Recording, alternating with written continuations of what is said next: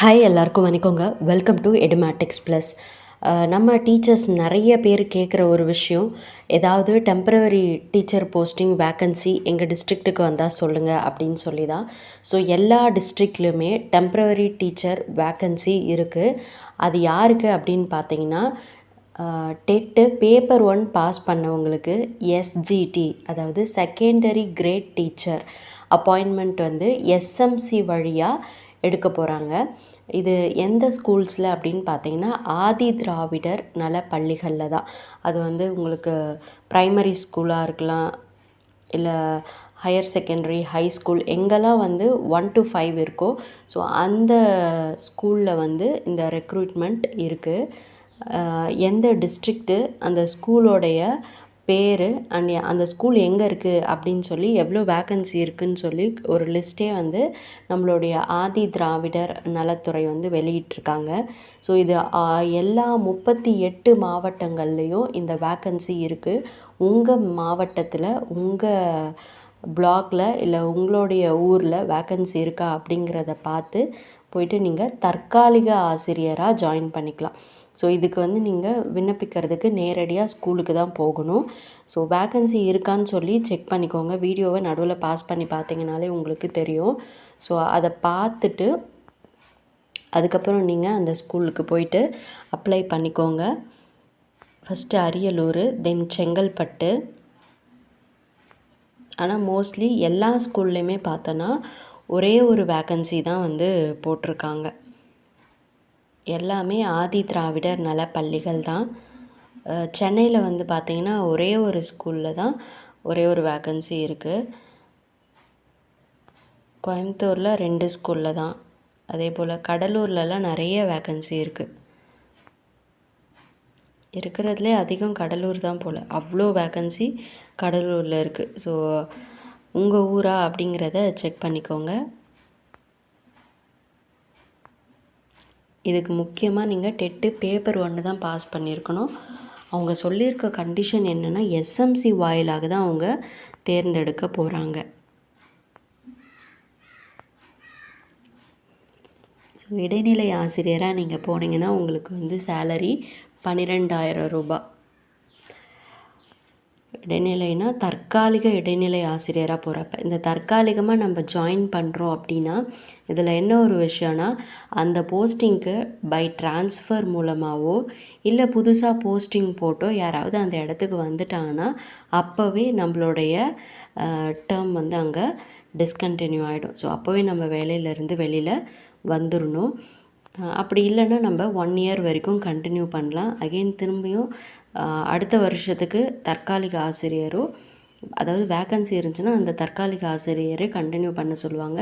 அப்படி இல்லைன்னா புதுசாகவும் அப்ளை பண்ணி எடுக்க சொல்லுவாங்க. அண்ட் இந்த வருஷம் என்ன பண்ணாங்கன்னா, போன வருஷம் யார் ஒர்க் பண்ணாங்களோ அவங்களே வந்து திரும்பியும் பணியை வந்து செய்யுங்க அப்படின்னு சொல்லி அவங்களுக்கு முன்னுரிமை கொடுத்தாங்க.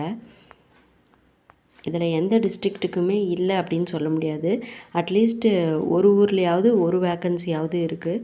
இது ஃபுல்லாகவே எஸ்ஜிடி தான். டெட்டு பேப்பர் 1 நீங்கள் கிளியர் பண்ணியிருக்கணும் கண்டிப்பாக.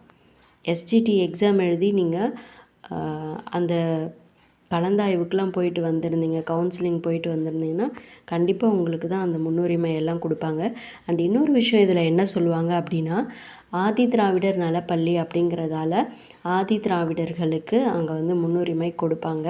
அப்படி இல்லைன்ற பட்சத்தில் நீங்கள் வந்து அந்த ஊர்க்காரவங்களாகவே இருக்கீங்க, இல்லை அந்த ஊருக்கு பக்கத்தில் இருக்கீங்க அப்படின்னா உங்களுக்கு முன்னுரிமை கிடைக்கும். அதனால் நமக்கு கிடைக்குமோ கிடைக்காதோ அப்படின்னு சொல்லி அப்ளை பண்ணாமலாம் விட்டுறாதீங்க.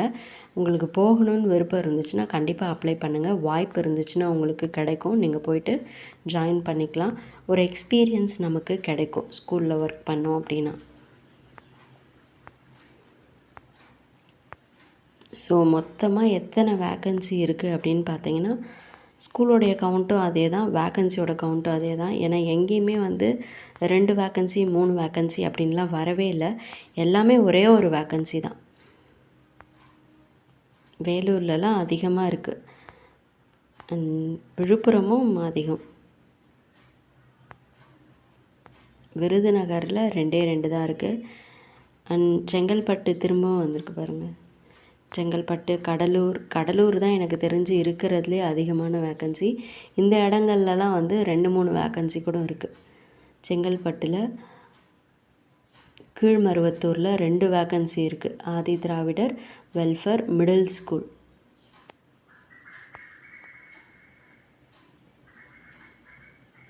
இதே போல் கடலூரில் இந்த இடத்துலலாம் பாருங்கள், கடைசியாக வரதுலாம் 2, 3 வேக்கன்சி கூட இருக்குது.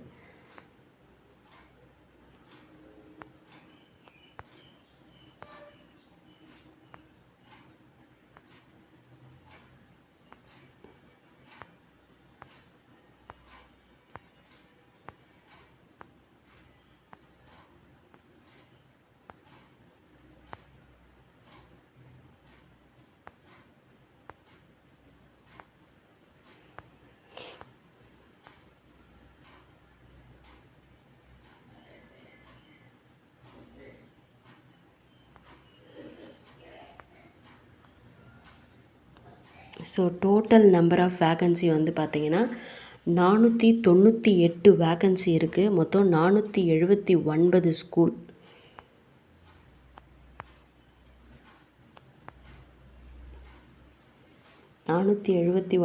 ஆதி திராவிடர் நல பள்ளிகளில்